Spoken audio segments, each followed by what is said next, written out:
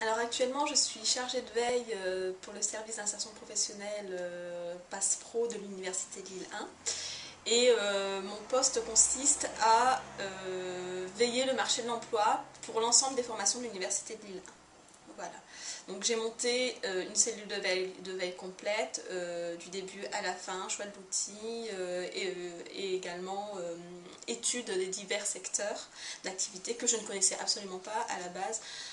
Un exemple, le secteur des nanotechnologies, ça m'était complètement inconnu.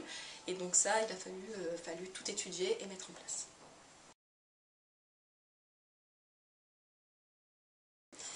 Oui, alors la gestion de projet qui est vraiment au centre de la formation. Ce qui m'a permis de mettre notamment en place 2 cellules de veille depuis mon entrée sur le marché du travail. Une cellule de veille sur le marché du crédit de la consommation, donc une cellule de veille concurrentielle.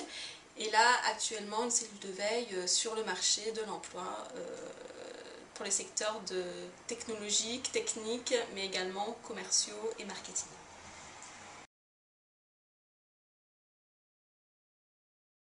Alors cette formation, je l'ai choisie on va dire au feeling, au fur et à mesure, après avoir suivi déjà l'AL3 ICD de l'Université de Lille 3, ensuite le M1. Le Master 2, je l'ai choisi car ça correspondait pour moi à un projet professionnel, on va dire à des affinités, c'est-à-dire suivi de projet, mais également la curiosité, l'envie de partager, de gérer l'information.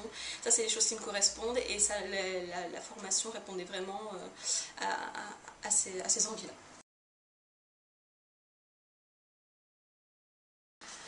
Mon parcours universitaire, alors à la base, j'étais pas du tout sur la veille. J'ai commencé avec ce qui était à l'époque le DUG, lettres modernes, à l'Université de Lille 3, pour ensuite faire la licence ICD. Donc ICD, c'est information, communication, documentation. Ensuite, j'ai fait le Master 1 et j'ai choisi l'option Prisme en dernier.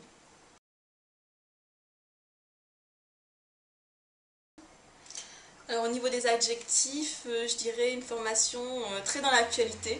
Normalement, c'est tout à fait normal, on est dans la veille, on doit toujours être très sur le qui-vive et être au courant des dernières avancées.